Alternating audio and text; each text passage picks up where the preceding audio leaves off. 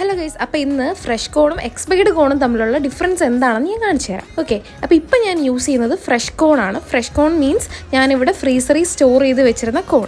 Expired കോൺ എന്ന് പറഞ്ഞാൽ ഞാൻ ഉദ്ദേശിക്കുന്നത് ഒരു മാസത്തോളം പുറത്തിരുന്ന കോൺ. ഓക്കെ, അത് ശ്രദ്ധിച്ചോട്ടോ. ഇവിടെ ഈ ഫ്രഷ് കോണിന്റെ കൺസിസ്റ്റൻസി കാണുമ്പോൾ മനസ്സിലാവും ഒരു ലിക്വിഡി നേച്ചറാണ്, കുറച്ചും കൂടി ഒരു ലിക്വിഡി കൺസിസ്റ്റൻസിയാണ് അതിനുള്ളത്. ഓക്കെ, കഴിഞ്ഞ വലിയ പെരുന്നാൾക്ക് ഒരുപാട് പേര് ഓർഗാനിക് കോൺസ് യൂസ് ചെയ്തിട്ട് കളർ കിട്ടിയില്ല എന്നൊരു പരാതി കണ്ടു. അപ്പം അങ്ങനെ വരാണ്ടിരിക്കാനാണ് ഇങ്ങനൊരു വീഡിയോ ചെയ്യുന്നത് കേട്ടോ. ഓർഗാനിക് കോൺസ് എപ്പോഴും നിങ്ങൾ ഫ്രീസറിൽ മാത്രം സ്റ്റോർ ചെയ്യുക, ഇല്ലെങ്കിൽ നിങ്ങൾക്ക് കളർ കിട്ടത്തില്ല. ഇപ്പം ഇത് നോക്കൂ, ഇത് ഞാൻ എക്സ്പയർഡ് കോൺസ് ആണ് യൂസ് ചെയ്യുന്നത്.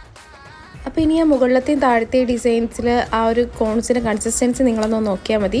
മുകളിലത്തെ കുറച്ചുകൂടി ലിക്വിഡിയും താഴത്തെ കുറച്ചുകൂടി ഒരു റഫ് നേച്ചറാണ്. കയ്യിൽ ഞാൻ വരയ്ക്കേണ്ടത് റൈറ്റ് സൈഡിൽ ഫ്രഷ് കോണും ലെഫ്റ്റ് സൈഡിൽ എക്സ്പയർഡ് കോണുമാണ്. ഒരു 5 മിനിറ്റ് കഴിഞ്ഞ് ഇത് ഇളക്കി കഴിഞ്ഞാൽ റൈറ്റ് സൈഡിൽ ആ ഒരു ഓറഞ്ച് കളർ എനിക്ക് കാണാൻ പറ്റില്ലേ. അപ്പോൾ ഇനി തൊട്ട് ഓർഗാനിക് കോൺസും നെയിൽ കോൺസും ഫ്രീസറിൽ മാത്രം സ്റ്റോർ ചെയ്യുക. വലിയ പെരുന്നാൾക്ക് മൈലാഞ്ചി ഇടുക, നല്ല കളറാക്കുക.